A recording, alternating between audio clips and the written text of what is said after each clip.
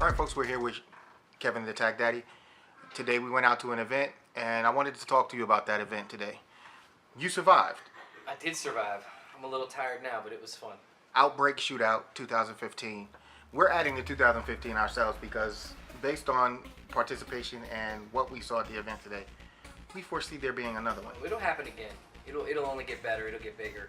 Once we start getting some of our footage out versus, your standard competitions versus your standard just doing a run and gun with actual safety officers and actual stage by stage format.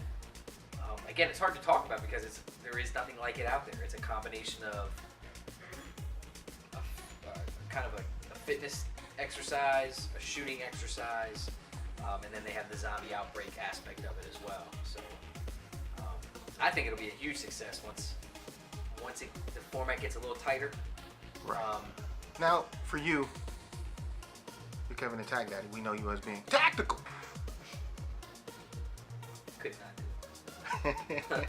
Yeah, I had to add that in there. Sorry. You're not going to get up and Robert Downey Jr. on me. All right, so... Call me Chrissy again.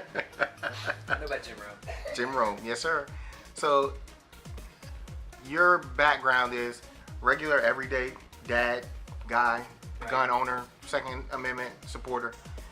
You're not a competitive shooter. No, but I'm a competitive guy. You're a competitive guy. Now, my question was leading to, did you feel as though that was a disadvantage or a handicap for you going to this event, not being a competitive shooter? No, because when you look at if you go to OutbreakShootout.com and you check out the format, you can see that it's more than just putting rounds on targets. I have, again, with the amount of shooting that we do, just doing what we do in the video world, we get enough lead down range that I know how to get that front post on. I know how to be confident with my pistol. A little bit of issue with the shotgun. Right. But that was just more of a loading issue and an unfamiliarity. I didn't get the briefing in the morning to know that there was already shells in. Anyway, that's a whole nother thing. But I didn't have any concerns about operating a rifle or a shotgun or a pistol. My concerns were stamina. And that was going to lead to my next question. Now, you've been to a few competitions, the IDPA, the IPSIT, those things that they hold all over the country. Was the focus on the shooting more than anything else? Was it more on the physical fitness? What did you think, you as a shooter, what challenged you the most with this competition? I thought it was a good mix because not being a competitive shooter, I realized what was going to happen. I was going to get to a stage, and just like tactical training drills that I've done in the past, whether it be a shotgun drill or a pistol shotgun drill or an AR drill, I knew I was going to get to a pit of some sort, and there was going to be a place where I needed to get to, and then I was going to need to have a weapon and actually put rounds on. It was the in-between, the obstacles, and the actual just running in the heat. It's brutal. I mean, it's brutal. You think you're going to have it together. You think you can gauge how much energy you're going to need to have or whatever and kind of get ready for it. And again, truth be told, we learned about this about 10 days ago. We learned about this event. Right. And so, as to not embarrass myself, I ride my bike with my dog almost every day. Almost every night we'll go for a little. But it's in no way training to have better cardio. It's just I like to get my heart going every day at least once kind of thing. So I turned that up quite a bit over the last 10 days. Maybe instead of just a quick 20-minute bike ride, I do the 20-minute bike ride, but then I would go do some running drills. Literally just running, nothing major. Okay. I didn't turn into some CrossFit maniac. I Right. literally just, I upped the amount of time each day that I wanted to make sure that I had a gas tank for this thing. Now, did that help? Yes, because at that last stage, without it, I would have walked from the shooting all the way back to the beginning. Right. No doubt about it. There would have been no jogging involved at that point. Because that's when it hits you. You run back to the fifth stage, you have 3 shots on a target. If any of the 3 miss, you're done. You run back, and then you have to run all the way back and hit your timer where you started the course. And that's a good little hike. So that was yes, it definitely did prepare me. Definitely did. Again, I don't want to overstate it. There was a competitive event. It was put in front of us. Anything I do, I'm going to take on and try to do my best. Right. So that was just me, again, along with working and kids and family and dad and husband, I had to give myself a couple extra minutes each night, basically this last couple weeks or week, to just make sure that I went out there and did it. And that was different for me because usually the bike ride's kind of a nice, relaxing type thing, and this was I'm gonna make my calves burn today. I'm gonna ride my bike till the calves burn. Gotcha. That kind of thing. Now, again, I'm going to keep beating this in this interview. You're not a competitive shooter. You're not a competitive shooter. You're not a competitive shooter. So you don't have a rule set in your mind that you're accustomed to. And that was an advantage for you going into an event like this because based on what I saw and the things that we addressed at the event today, the rule set here is nothing like what you see in the competitive shooting world. No. Should we talk about my belt drop issue Well, quick? it's not an issue. Okay, it's not an issue. Your strategy. So back to your answer, back to your question. Right. I read the rules, I read them again, and I read them again just to make sure I wasn't going to break any rules. The reason I don't like IDPA and don't like some of those other things are the muzzling and the this and the, you're gonna run that way. Your whole body's gonna be facing this way. You got to have your gun facing the mound that way and not too high. And I didn't enjoy that as much as I thought I would.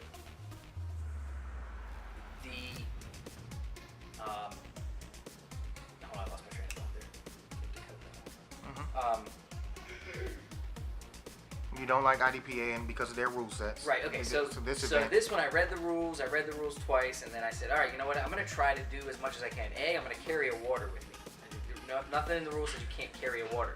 Right. Now, I screwed myself up on that, but my other thought was, I'll wear a battle belt, and after the third stage, you're done with your pistol. Right. So when I got done with that stage, I crawled underneath the obstacle, and I clicked it and dropped it, and ran. And we got back here, and you started telling me about, something like, you drop your gun in any of these other sanctioned events, and you're done. You're going to get out of that event. You're probably not going to come back to that range because leaving your gun. Again, the gun was cleared. The gun was obviously empty. We checked it before we left the stage. Right. But that was something that I said, wait a minute, there's a competition. What advantages can I possibly take? Right. Well, competitive shooters are going to come in and they're going to have an advantage because they shoot better than I do. Straight up athletes, runners, they're going to come in and they're going to do way better on the athletic side of it. So I had to kind of say, all right, what can I do? What can I do? I'm not a runner. I'm not a professional shooter. What should I do? All right, I'm going to carry a water because it's going to be hot, and B, I'm going to drop my belt and get rid of that weight. The other thing was, due to some last-minute changes in weapon choice, I ended up with the FN Tactical 45. It's a big gun. It's not a lightweight gun, and the magazines are definitely, you're carrying 60 rounds of 45. Right. And I had 2 full mags left. So anyway, that was the strategy, and I didn't think about rules the whole time. Exactly. Get through the obstacle. If there's something in front of you, get over it. Get to the next stage. Get your targets taken care of, and get to the next thing. That was my thing. Now, if I had had 2 weeks to plan and I could have run that course, could I have shaved a minute off of my time? Oh yeah, 100%. Right. And everybody else could have as well. I'm not saying that that's exclusive to me, but that was the other thing. You're running it dry for the first time. And my drive was a little bit longer, so I got here just after they started doing the breakdown. And so that's where I missed the instruction a little bit. But it was pretty self-explanatory. And it was fun. I mean, again, I do this. I didn't wake up at 6 and eat breakfast and jump in a car for 3 hours because I thought I was gonna have a shitty time. So right. It was fun. It was fun. It was different. It was definitely different. The other competitors that were there were met a couple guys that knew us from YouTube. Met a couple guys that were from Caltech. And the guys that were running the whole thing, Jeremy and his crew. Again, good vibes, great time. 20 degrees cooler would have been better, but overcast. That's what we counted. It could have been pouring rain. I mean, right. That's what I was thinking last night. I was like, man, I hope it doesn't rain all day, Right. So, all in all, fantastic event. Yes, sir. Look forward to the next one. I agree, and sitting back watching it, I'm not physically with my health in a position to go and participate in events like that. So I participated through you, following you as much as I possibly could, getting the footage that I could. The event I thought was fun. Cheering me on. Yelling at you, basically. It was fun though. It was a good time. It was in good fun, guys. Good fun. Kevin did a great job. Tried. What was your final time? It's like just over 13 minutes. 13:08 to be Yeah. exact. I mean, that was after 3 penalties. Two penalties. Two penalties. Just two. I missed through the whole course. Yeah, through the whole course. Two I was penalties. happy to hit the long range stuff when you walk up and they're like, all right, this is a Kel-Tec rifle. It's got a red dot on it and it's centered. And you got to have a lot of faith. Never pulling the trigger on a gun before. Right. And especially if you just ran to get to that stage. So I knew I'd be fine with the pistol because I went to the range probably 3 times over the last 10 days, and did some pistol work, just making sure that I was comfortable there. And what's funny is it's all the training kicks in. The tactical response, the Florida firearms training, the personal stuff, it just all tricks in. It kicks in. I could hear certain instructors just saying, look at that front post. Don't worry about anything else. Just look at that front post.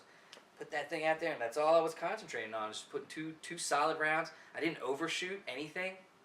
I think one target I took 1 extra shot on, but that was it. It was 2 shots.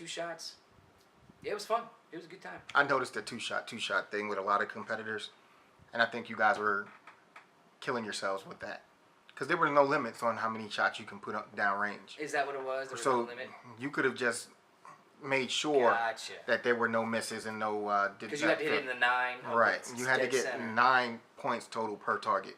Got it. So let's say you were hitting in the D ring because we were using IDPA targets.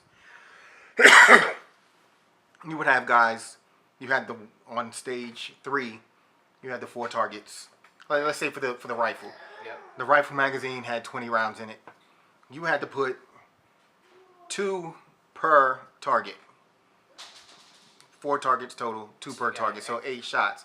That would have left you with 12 rounds in the gun. Yep. I'm using all 20 rounds just to make sure Gotcha. that I neutralized those targets and no time no down. penalties. Right now, if you think about it, you're gonna get let's say you only take the 2 shots and you do get a time penalty. Mm-hmm. That time penalty is going to be 2, 3, maybe even 10 times more time lost than it would be if you would have taken those extra That's a good shots. point. I didn't see. This is the kind of things that I did not think about prior. That Well, not only you, there were seasoned competitors, people who shoot IPSC, 3-gun, who do that stuff. Mm-hmm. But in those events, there are limits on what you can put downrange. Right. So that stuff clicked in for them, and they were immediately 2 shots, put the gun down, go on to the next stage. Right. So there were things like when you drop your battle belt, you were thinking outside the box because you weren't constrained to the regular train of thought that those competitors. So you had that advantage there where you had guys sitting back thinking, wow. Right, and you had a competitor who had his regular rig, Right. and he had his mags in there, and he's used to grabbing them and getting them quick. But now you got to go under some barriers. Next thing you know, they're falling out. You're low on rounds. Right. I don't think anyone was completely prepared. You know what I mean?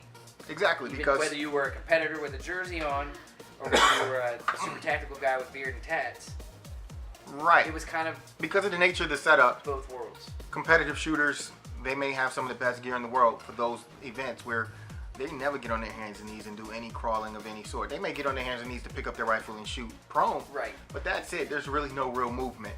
Right. I mean, in each stage is, okay, come on over, you're next. Right. Make ready. Right. Are you ready? Are you sure you're ready? All right, go. Then you do your stage and then it's done. Right. There's no, hey, do 10 push-ups or go run there and back first before you shoot. Right. That's where the crossover, I felt, was the most challenging. Because, once again, I watched several people shoot long range, and they were not hitting those long range targets because their muzzle was just like this. It was just dancing.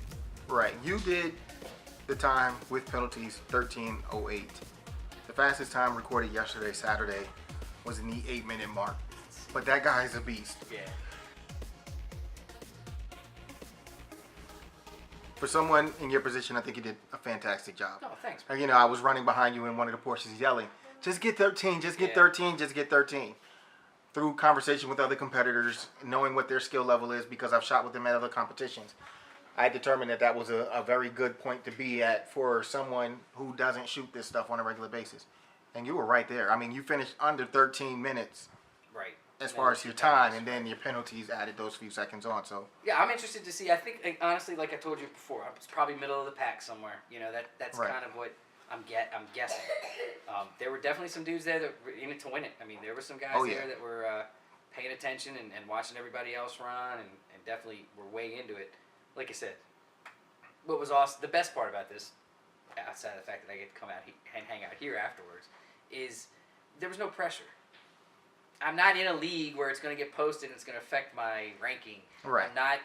This is going to be, again, another fun experience that hopefully leads to more like it. I think there's opportunity for other events like this around the country. I think it's a no-brainer, and I think there'll be different takes on it now that you start seeing, a kind of a combination. We were talking the difference with this and the Noir show and him doing his athletic training series with Lesort and the one-on-one, and that was kind of one-on-one with timer, but someone puts together something that's got easily replicated stages, a real excitement level, a real challenge for everyone involved, and then you could actually create a scoreboard that was national. In theory, Why not? Certain amount of time, certain amount of distance, certain amount of obstacles, or at least for for each one. But I think the fun factor is what it's all about at that event. Yes, sir. And the prizes were great. The sponsors, the prizes, the media piece of it. As we're wrapping up and going through our footage, we got some great stuff. It was fun to watch and fun to be a part of. Relive the fun all over again. Again and again. And going through the pictures and thinking about, I remember that stage. That was fun. So it was a good. Well, good the other job. part was what's funny is, you rip through these stages and you pick up a rifle and might have an optic on it, might be iron sights, might be whatever, and then you're looking back at the pictures and I'm like, I don't remember shooting that gun. I saw one, I was like, I don't know what stage that was at, but I guess I shot it. Right. So, what was the hardest part of the course? The hardest part of the course, there was a couple areas where you had to kind of duck down and go under that metal scaffolding. Mhm. You basically had to crawl. Right. Stage 1, 2, and 3 each had one. But the most difficult part was having enough stamina and cardio to be able to maintain the level that you wanted to the whole time. Right. Because ideally you're on the move. There is no breaks for walking. You're hustling, you're hopping. And I can see how someone made an 8-9 minute mark. If there's a guy out there that knows how to hustle and knows how to shoot, both, Right. I'm never going to out hustle anybody. Well, hustle meaning someone who runs every day is going to destroy me on something. Right. You're not going to beat a don't have marathon the runner. Right. Because by the end of stage 5, you're feeling it. Oh yeah. Oh yeah. It's right in the lungs. It's in your belly. Right. It's like right there. Yeah. And they say, sorry, I think the calculation was exactly a mile from beginning to end. Oh, was it? Yes. Okay. So a 1 mile run with obstacles and shooting in the middle of it. It's not bad. No, and you did a 13-minute It's mile. not bad. Right. Yeah, and each stage had at least. Well, you had to hit stuff a couple times. So Right. the only one was the long range one at the end. The guys from Liberty, shout out to Liberty Ammo. They provided the ammo for the long range stuff. That was you had to hit it 3 times. Right. You miss any of them, you're done shooting. Right. Right. And other than that, and that's a little nerve wracking. You run that because there's, again, an 1/8 of a mile run to get out there. Sit down, catch your breath, take those shots, and that was an EOTech, and you got that EOTech holographic, right? Just put that dot right in there, but it's moving a little bit. I definitely used some breathing stuff that I had learned about in the past to get it to where I knew when I was squeezing the trigger, I wasn't going to be jerking. Sweet. Well, Kevin, thanks for letting us join you for the ride, and All thanks. I'm missing is like a smoking jacket and a pipe of some That's sort. it. Yeah, you need to bring a smoking jacket every time Next you come time up here. a Yeah. robe. Because I wanted you to run into the vent and check in while I'm massaging your back, telling you, let's go, champ. Mayweather versus the range or whatever. So, Something tells me we'll have fun with it next time. yes, sir. Well, this is Schwell. Hope you guys are out there having fun, being safe, and also being responsible. And good luck finding good friends like this guy. Later. Two figures.